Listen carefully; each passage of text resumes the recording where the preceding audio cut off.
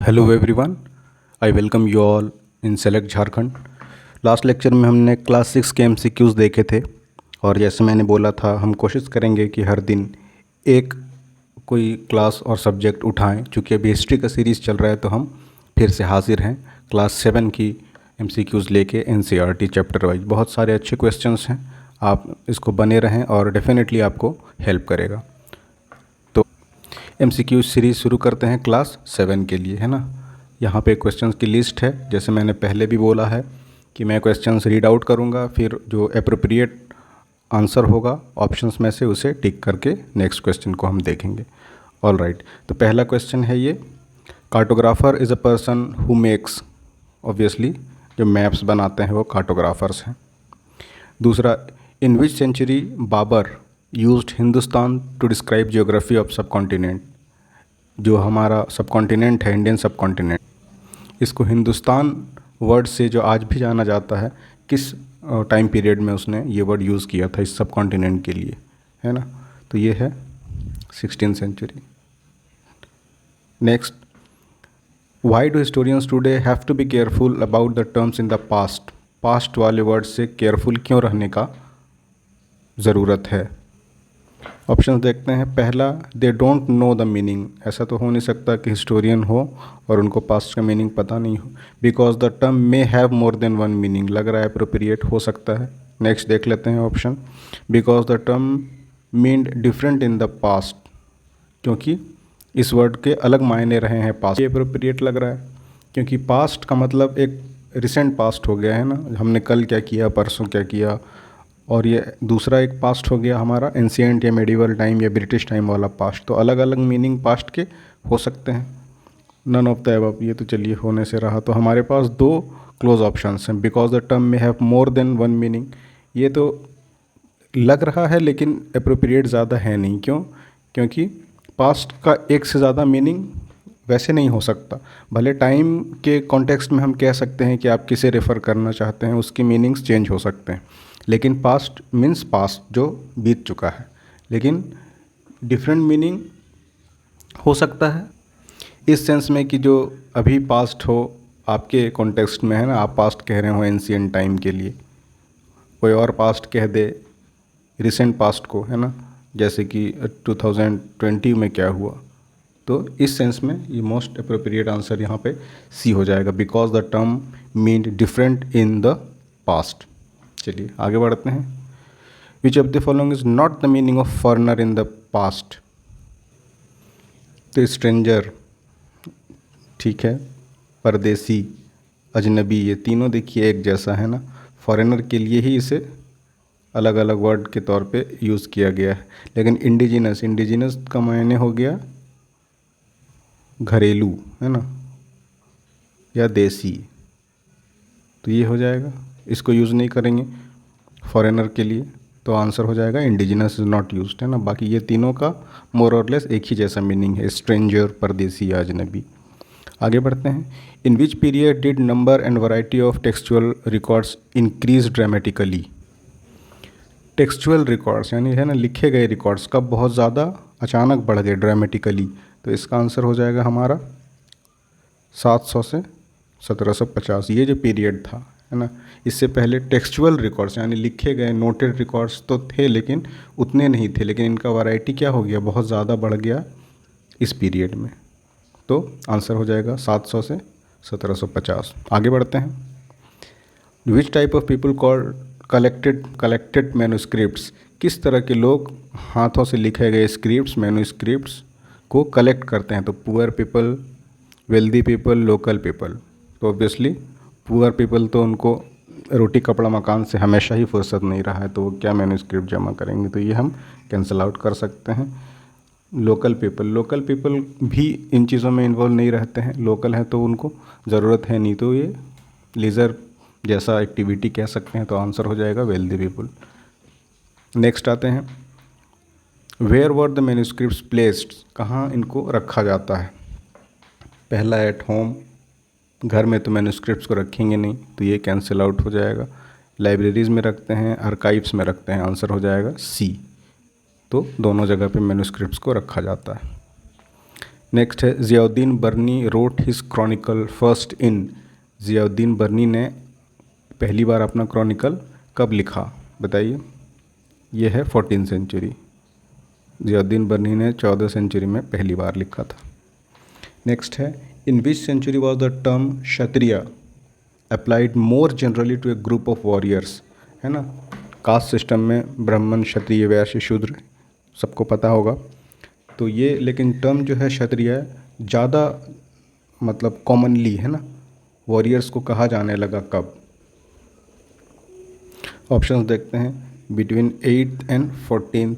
आगे बढ़ते हैं। ऑप्शन क्या है दूसरा, बिटवीन 19th एंड 20th। ये तो होगा नहीं क्योंकि बहुत लेट हो गया, इससे पहले ही कास्ट सिस्टम हमेशा से रिजिड रहा है और काफ़ी पुराना है, तो ये तो वैसे ही कैंसिल आउट हो जाएगा। तीसरा है बिटवीन 14 एंड 15, तो ये भी नहीं होगा क्योंकि इससे पहले ही होगा जब भी होगा मेडिवल टाइम में।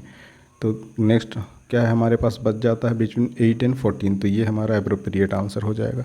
Between 8th and 14th century, 8वीं और 14वीं सेंचुरीज़ के बीच में जो क्षत्रिय वर्ड था मोर जनरली वॉरियर जो थे, लड़ने वाले लोग, है ना, उनके लिए यूज़ होने लगा था। आई होप काफ़ी इन्जॉय कर रहे होंगे या आई होप इसको समझ रहे होंगे आप, है ना। आगे बढ़ते हैं हम। अच्छे क्वेश्चंस भी हैं। Question number 10, which language was spoken during 14th century in present Bengal region. अभी जो बंगाल का एरिया है इसमें कौन सा लैंग्वेज बोला जाता था, कब, 14th सेंचुरी। तो अवधी, गौरी, तेलंगानी, लाहौरी, ये दो तो कैंसिल आउट हो जा रहा है हमारा, है ना। तेलंगानी तो तेलंगाना रीजन में और लाहौरी लाहौर वाले रीजन में होगा, तो हमारे पास बच जाता है अवधी और गौरी, तो आंसर है गौरी। नेक्स्ट है which is Holi book of Muslims. चलिए ये तो बताइए, सबको कुरान है। नेक्स्ट है who had accepted the authority of early Muslim leaders. जो मुस्लिम लीडर्स थे उनकी ऑथोरिटी किसने एक्सेप्ट कर ली, तो ऑप्शन है सुन्नीस, शियास, खलीफास, नन ऑफ दीज। तो आंसर इसमें हो जाएगा सुन्नीस, क्योंकि शिया देखिए यहाँ पे खलीफा है, खलीफा तो हो जाते हैं उनका रिलीजियस हेड्स, तो ये होगा नहीं, है ना। खलीफा, शिया और सुन्नी में आपका आंसर है सुन्नी। आगे बढ़ते हैं। प्रोस्पेरिटी इन सब continent attract trading companies of which reason, है ना। ये जो हमारा प्रोस्पर था, फला फूला था हमारा सब कॉन्टिनेंट, तो सबसे ज़्यादा ट्रेडिंग कंपनीज किस रीजन से आई थी, ये सवाल है। तो ऑस्ट्रेलियन पढ़ते नहीं हैं हम, रशियन तो पड़ोस में था लेकिन रशियन का कुछ इस सब कॉन्टिनेंट से खासा लगाव रहा नहीं है। नन ऑफ दिस तो चलिए वैसे नहीं होगा, यूरोपियन, है ना, पोर्टुगीज़, डच, इंग्लिश, है ना, फ्रेंच, सारे ये सब यूरोपियन थे, इसीलिए ट्रेडिंग कंपनीज उनको उनकी जो थी अट्रैक्ट होती थी सब कॉन्टिनेंट की तरफ। आ जाते हैं चैप्टर 2 में। 1 हमारा कंप्लीट हुआ 13 क्वेश्चंस के साथ। नेक्स्ट है chapter 2, which new dynasty develop in eastern part of the country. Eastern part में कौन सी डायनेस्टी डेवलप हुई, ये देखिए, चोलास, है ना, चहमनास, राष्ट्रकूटास, ये तो थी नहीं, बच जाते हैं पालास, है ना। ये साउथ के थे, चोला, राष्ट्रकूटा, है ना, तो ये आपका हो गया पालास। ये चहमनास जो हैं ये है हमारे चौहान्स, है ना, चौहान्स, ये राजस्थान वाले आपके अजमेर रीजन में, तो ये भी होगा नहीं, ईस्ट में, है ना। ये वेस्ट में हो गए तो ये भी नहीं होगा, तो हो गया कौन, पालास। ओके, देखते हैं next. What was other name of great lord of a circle और रीजन। जो किसी सर्कल का या किसी रीजन का जो ग्रेट लॉर्ड कह दिया है यहाँ पे, जो किंग होते थे उनको क्या बुलाया जाता था। ऑप्शन है हमारे पास सामंताज, सबॉर्डिनेट्स, महामंडलेश्वर और किंग। तो देखिए ये सर्कल और रीजन का पूछा है ना, तो किंग तो होंगे नहीं, सबॉर्डिनेट तो होंगे नहीं, सबॉर्डिनेट यानी उनको मदद करने वाले, उनके एलाय, तो वो होने से रह गए। बच जाता है सामंताज और महामंडलेश्वर, तो आंसर हो जाएगा महामंडलेश्वर, क्योंकि सामंत क्या था, हमने पिछले वाले वीडियो में देखा, सामंत एक किसी किंग के रीजन के अंदर कह सकते हैं एक पावरफुल, उनका सबॉर्डिनेट जैसा ही, लेकिन किंग से ज़्यादा या ज़्यादा नहीं भी तो एक माइटी पावर, वो किंग का सबऑर्डिनेट लेकिन माइटी है ना, पावरफुल वो होते थे सामंत। लेकिन यहाँ पे पूछा है name of great lord of circle of the region. Circle और अ रीजन, एक रीजन में ग्रेट जो किंग होते थे है ना, उनका नाम क्या था, उनको क्या कह के बुलाया जाता था, तो ये हो जाएगा महामंडलेश्वर है ना, ये क्लियर कर, ये महामंडलेश्वर। ओके, नेक्स्ट है who are expected to bring gift for their kings in 17th century. 17th century में किन से ये एक्सपेक्ट होता था कि वो जब आए तो गिफ्ट लेके आएँ, यहाँ पे हो जाएगा सामंत। वैन वेयर सामंतास डिक्लेयर महासामंत। अब जैसे जनपदास से महाजनपद है ना, वैसे सामंत से महासामंत कब होने लग गए, तो ये देखिए obviously when they bring gift for their kings नहीं, when they provide kings with military support नहीं, when they gain power and wealth बिल्कुल, जब उनको और ज़्यादा पावर मिला और वेल्थ मिला तो वो सामंत से महासामंत हो गए, तो आंसर हो जाएगा सी। क्वेश्चन नंबर 5 पे आते हैं। What is literal meaning of hiranyagarbha है ना, इसका मायने मतलब शाब्दिक अर्थ हिंदी में बोलें तो लिटरली इसका मीनिंग क्या होता है, तो हिरण्यगर्भा है ना, हिरण्य देखिए कुछ गोल्डन वॉम्प, ये है इसका शाब्दिक अर्थ। नेक्स्ट है from home the revenue also collected, किन से रेवेन्यू भी कलेक्ट किया जाता था, तो मर्चेंट, पीजेंट और आर्टिसंस ये नहीं थे, ये थे ट्रेडर्स जिनसे रेवेन्यू भी कलेक्ट किया जाता था। व्हाट इज़ वेटी, वेटी क्या था, तो वेटी हमारा टैक्स था। आगे बढ़ते हैं।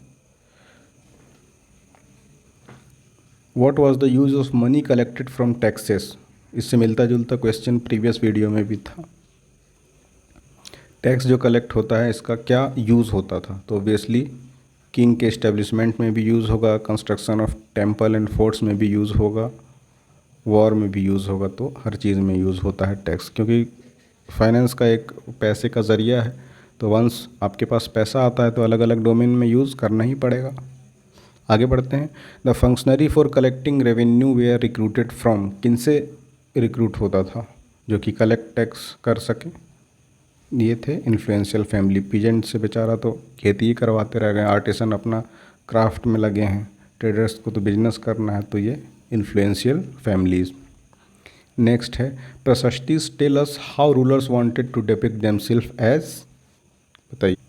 वो हमेशा क्या है, किंग को बढ़ा चढ़ा के लिखते हैं ना, तुम दिन को अगर रात कहो रात कहेंगे, तो प्रशस्ति हमें ये बताता है कि रूलर अपने आप को कैसा चाहते थे मनवाना, तो वेलियंट विक्टोरियस वॉरियर्स, भले ही सारी ज़िंदगी एक लड़ाई जीती ना हो है ना,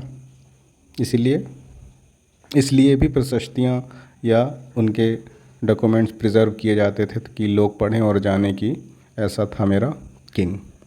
नंदलेस अपन जिसके लिए हैं उसको देखते हैं, आगे बढ़ते हैं। Question number 11, in which language was the prashasti found in Gwalior written, Gwalior में जो प्रशस्ति मिली है किस लैंग्वेज में मिली है, ऑप्शन है हिंदी, इंग्लिश, संस्कृत, उर्दू। उर्दू तो वैसे ही कैंसिल कर सकते हैं आप, इंग्लिश भी कैंसिल कर सकते हैं, कन्फ्यूजन हो सकता है हिंदी और संस्कृत के बीच में, तो आंसर है संस्कृत। हु वाज नागभट्ट, नागभट्ट कौन थे, गुप्ता थे नहीं भाई, मालवा के थे नहीं भाई, चक्रयुद्ध थे नहीं थे, तो कौन थे, नागभट्ट प्रतिहार किंग थे। चलिए नेक्स्ट है ब्राह्मणास were rewarded by grants of land recorded on, जो उनको लैंड देते थे ब्राह्मणास को है ना, किंग देते लैंड उनको ग्रांट करते थे, तो उसको रिकॉर्ड रखा जाता था, किस में रिकॉर्ड रखेंगे भाई, तो ये कॉपर प्लेट में। नेक्स्ट है हमारा the person who receive the land could collect taxes on, उनको टैक्स कलेक्ट करने का राइट था।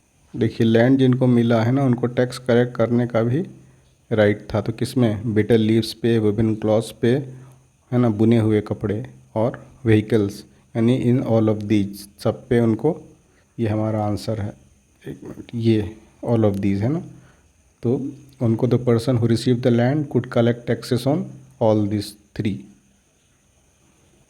नेक्स्ट हमारा who invaded the Somnath temple in Gujarat, बहुत ही कॉमन और फेमस क्वेश्चन है।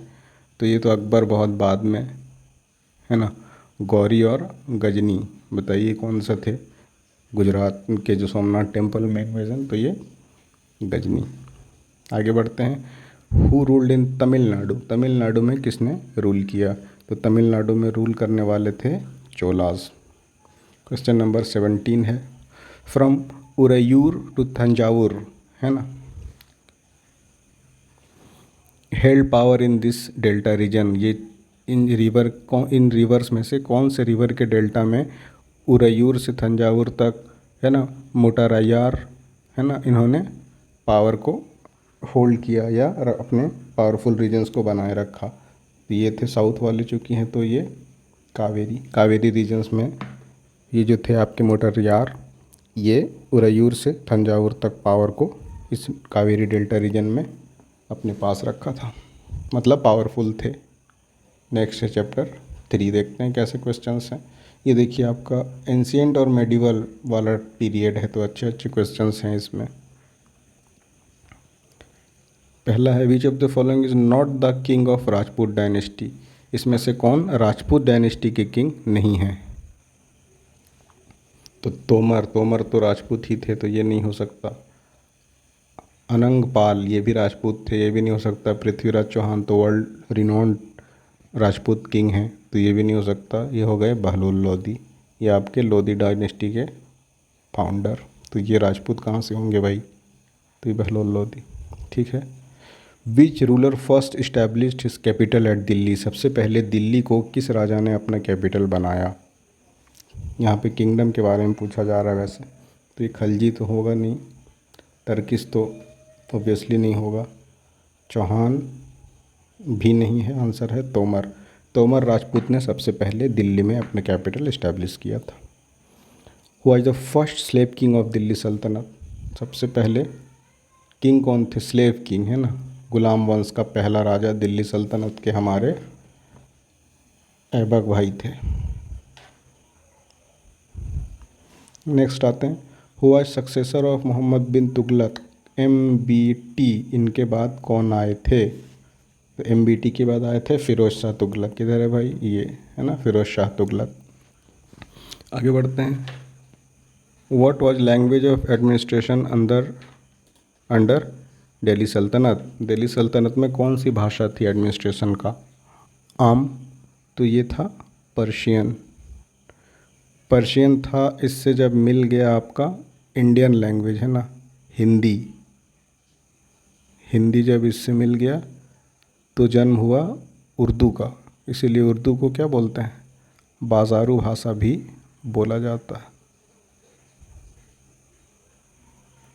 तो ये हमारा पर्शियन था। आगे बढ़ते हैं।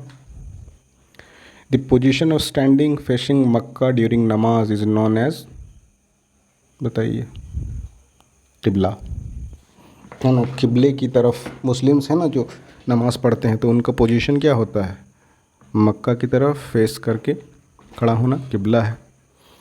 तो नेक्स्ट है question number 7। In which rain did the सल्तनत रीच इट्स फारदेस्ट एक्सटेंट, ये जो सबसे लंबा चौड़ा विस्तार किस रीन में हुआ। तो पहला है तोमर, फिर रज़िया, फिर खिलजी, फिर मोहम्मद बिन तुगलक। तो आंसर हो जाएगा तुगलक। तुगलक के दौरान जो आपका ये है ना सल्तनत, सबसे ज़्यादा इनका एक्सटेंड हुआ था। हु वाज उलेमा, सुना सुना लग रहा है वर्ड। उलेमा होते हैं इन्वेडर नहीं, स्लेव नहीं, रूलर नहीं, scholar of Islamic learning is called Ulema. Question number 9। A fortified settlement with soldiers was, एक सेटलमेंट जिसको चारों तरफ सेना के या सोल्जर की निगरानी में रखा गया हो, कहलाता है गैरिसन टाउन। ये जागीर तो पता ही है, कुछ और हो गया, हिंटरलैंड हो गया, इंटीरियर इलाका, तो ये नहीं हो सकता। ठीक है। नेक्स्ट है which was not the kind of taxes during Delhi सल्तनत, जो 4 ऑप्शन दिए गए हैं उसमें से कौन सा टैक्स का एक टाइप नहीं था। तो देखते हैं क्या क्या है। खराज, टैक्स ऑन कैटल्स, ये तो खुद ही कह रहा है टैक्स ऑन कैटल्स, तो ये पहले कैंसिल करते हैं। टैक्स ऑन हाउसेस, ये भी टैक्स ही पूछ रहा है कि नहीं था, फिर ये कह रहा है टैक्स एंड हाउसेस, तो ये कैंसिल होगा। बंदगांस और खराज, तो खराज भी एक तरह का टैक्स ही था, तो ये कैंसिल हो जाएगा। ऑप्शन हमारा बच गया बंदगांस। बंदगांस वाज नॉट ए टैक्स, है ना, ड्यूरिंग दिल्ली सल्तनत। बंदगान क्या थे? ये थे स्पेशल स्लेब्स जिनको परचेज किया जाता था, किस लिए? स्पेशली फॉर मिलिट्री सर्विसेज, तो इसलिए ये टैक्स नहीं थे, तो आंसर हो जाएगा बंदगांस। आगे आते हैं खराज वाज ए टाइप ऑफ, देखिए ना टैक्स ऑन, यहाँ पे है ना खराज ऑप्शन, तो खराज देखिए टैक्स ही है, इसलिए कैंसिल हमने किया था। लेकिन ये किस तरह का टैक्स है खराज? तो कल्टीवेशन पे जो टैक्स था वो खराज कहलाता था। आगे बढ़ते हैं। Which Mughal empire followed Sher Shah Suri's idea of administration, है ना, सूरी ने बीच में मुगल के बीच में अपना किंगडम इस्टेब्लिश कर लिया था, तो उसको फॉलो किया था अकबर ने। तो Mughal empire Akbar followed Sher Shah Suri's idea of administration. आगे बढ़ते हैं, चैप्टर 4 आ गया हमारे पास। इसमें है name of residence of Mughal empire in Delhi, obviously Red Fort. Genghis Khan was ruler of this tribe, कौन थे Genghis Khan? Genghis Khan obviously Mongol थे। आगे बढ़ते हैं। Which Mughal empire was defeated by Sher Shah Suri, हमने देखा अभी शेर शाह सूरी उनके स्टाइल को, उनके एडमिनिस्ट्रेशन वाले मेथड को अडॉप्ट किया था अकबर ने, लेकिन शेर शाह सूरी ने उससे पहले हुमायूं को डिफीट किया था। ओके।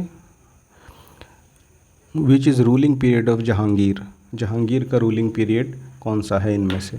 तो जहांगीर आपका 1605 से 1627 AD के बीच में जहांगीर का राज था। नेक्स्ट है विच सिख गुरु martyrdom took place during Jahangir rain, Jahangir के शासनकाल में, जहांगीर के दौरान कौन से सिख गुरु की शहादत हुई थी? तो ये थे गुरु अर्जुन सिंह जी।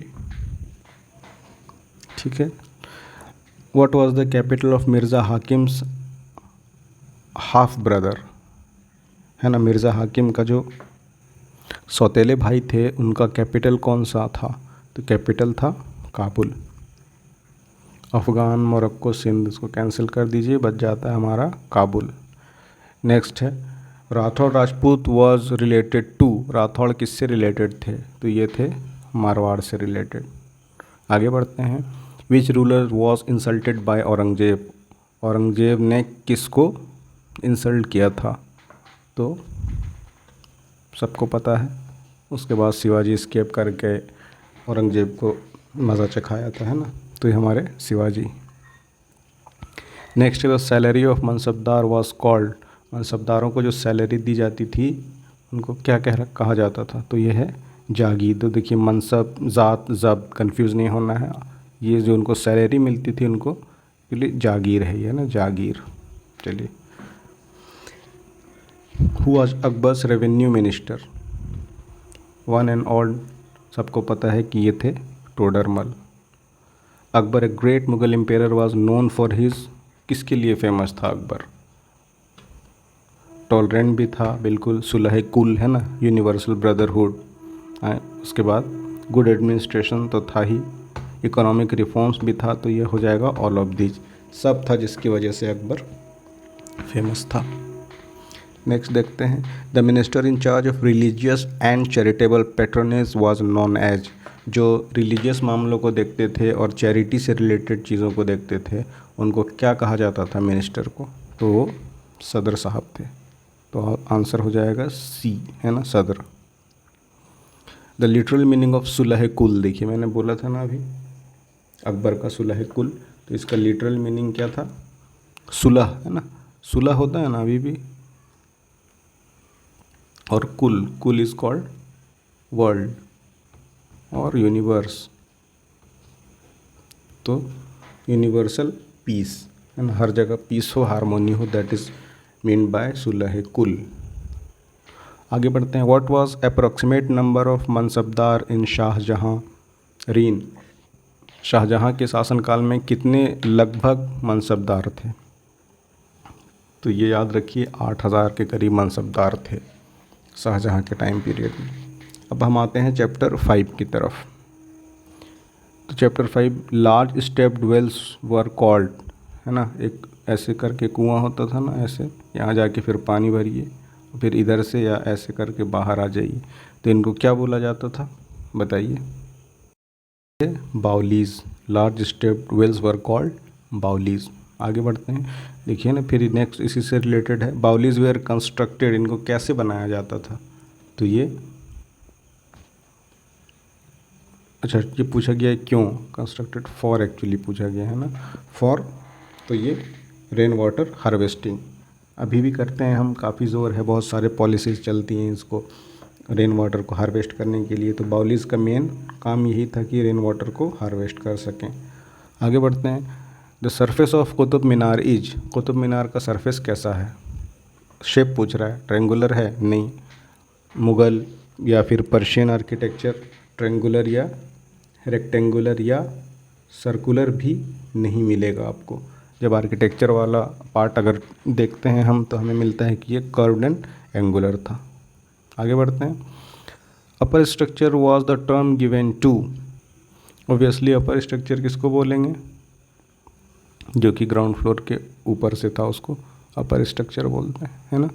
उसके बाद व्हाट इज शिखर, शिखर क्या है भाई बोलिए? शिखर सबको पता है, top most pointed portion of temple, है ना, ऐसे शिखर होता है, उसी में लगा रहता है फिर आपका ये, इसको बोलते हैं क्या? बताइए कमेंट सेक्शन में। ये हो गया शिखर ना। टेम्पल आर्किटेक्चर में बहुत सारे वर्ड्स हैं, जैसे गर्भ, गृह क्या है, ऐसे बहुत सारे टर्म्स से रहने देते हैं उसको, है ना। चलिए, तो टॉप मोस्ट पॉइंटेड पोर्शन को क्या था? शिखर था। नेक्स्ट है question number 6। Gangadeva was king of, कहाँ के किंग थे भाई? ये चंदेल डायनेस्टी के किंग थे। आगे बढ़ते हैं। The temples and mosques were beautifully constructed, क्यों बनाया जाता था? क्योंकि they were place to worship, obviously. They mean to demonstrate power and wealth, बिल्कुल, है ना। They mean to demonstrate devotion of kings, तीनों चीज़ों को, और भी कई सारे रीजन्स थे लेकिन यहाँ लिस्टेड तीनों सही है, इस वजह से इसको ग्रैंड बनाया जाता था हमेशा टेम्पल्स और मॉस्क। अब भी आप देखते होंगे इतने मॉडर्न सोसाइटी में भी टेम्पल्स में या मॉस्क में या इवन चर्चेज़ में बहुत सारा खर्च किया जाता है, उसको ग्रैंड बनाया जाता है ना। और डिपेक्ट करता है कि आप जिस कम्युनिटी से आते हैं, वो भले हों या नहीं हो, लेकिन वो वेल्दी अपने आप को दिखाना है, पावरफुल दिखाना है। नेक्स्ट है विच पांड्यान किंग इन्वेडेड श्रीलंका, है ना। श्रीलंका को कौन से पांड्या किंग ने इन्वेड किया था? किंग सेन? नहीं भाई, सेन ने तो नहीं किया है, राजेंद्र ने भी नहीं किया। ये हैं हमारे श्री वल्लभ। श्री प्रोनाउंसिएशन में थोड़ी दिक्कत हो जाती है बीच बीच में, आई अपोलोजाइज़ फॉर दैट। तो ये है हमारे बी, है ना, श्री वल्लभ। नेक्स्ट है क्वेश्चन नंबर 9। दीवाने ख़ास और दीवाने आम कोर्ट्स वेयर डिस्क्राइब्ड एज, क्या थे भाई? तो ये है चहिल सुतुन, है ना। इनको चहिल सुतुन के नाम से जाना जाता था। एक दीवाने ख़ास था, एक दीवाने आम था। The river front garden was another name of, दूसरा नाम था किसका? रिवर फ्रंट गार्डन के नाम से भी किसे बुलाते थे? तो ये चार बाग को, है ना, चहार बाग या चार बाग को रिवर फ्रंट गार्डन के नाम से बुलाते। अकबर का कैपिटल बताइए, सिंपल क्वेश्चन है। दिल्ली था क्या? नहीं भाई। लाल किला था क्या? ये भी नहीं था। सीरी फोर्ट भी नहीं था। कैपिटल दिल्ली। अकबर का कैपिटल आगरा था। Fatehpur Sikri's architecture was influenced by the style of which region, ये फतेहपुर सिकरी का जो आर्किटेक्चर है ये इन्फ्लुएंस था किससे? ये गुजरात के एरिया से। What type of towns existed during medieval period, किस तरह के टाउन्स थे मेडिवल पीरियड में? ये एक्चुअली चैप्टर 6 शुरू हो गया तो काफ़ी लंबा हो जाएगा, तो रहने दीजिए। चैप्टर 6 और 10, है ना, 6, 7, 8, 9, 10 5 चैप्टर्स हम कल देखेंगे, है ना, टुमारो। आज 5 को रहने देते हैं, 5 चैप्टर्स को। तो अच्छे अच्छे क्वेश्चंस हैं और डेफिनेटली आपको हेल्प करेंगे ये भी बिल्कुल अच्छे से जानने के लिए आपका कंटेंट और कॉन्टेक्स्ट। तो अगर आप इसे एंजॉय कर रहे हैं तो आई होप कि आप इसे ज़्यादा से ज़्यादा शेयर कर दें, लोगों तक पहुंचा दें ताकि लोग इसका फ़ायदा उठा सकें। All right, thanks for watching.